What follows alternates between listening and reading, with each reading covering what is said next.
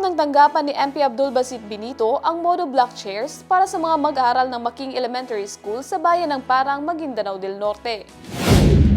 Ipinamahagi ng tanggapan ni Member of Parliament Abdulbasit Benito ang mga monoblock chairs para sa mga mag-aaral ng Making Elementary School sa bayan ng Parang, Maguindanao sa isang turnover ceremony na ginanap sa kanyang opisina nitong June 15, 2026.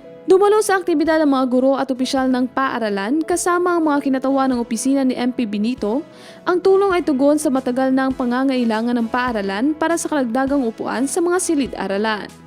Sa naturang programa, ipinabot ni Ms. Samira Ibay, Teacher 1 ng Making Elementary School ang kanyang pasasalamat at binigyan diin na matagal na nilang sinubukang humingi ng tulong mula sa iba't ibang sanggunian bago natugunan ang kanilang kahilingan. Ibinahagi rin niya na marami sa mga upuang ginagamit ng mga mag-aral ay mula pa noong school year 1995 to 1996 at lubang luma na dahil sa mahabang taon ng paggamit. Inaasahang makatutulong ang mga bagong monoblock chairs upang mapabuti ang kaginawa ng mga mag-aaral at makapagbigay ng mas maayos na kapaligiran para sa pagturo at pagkatuto.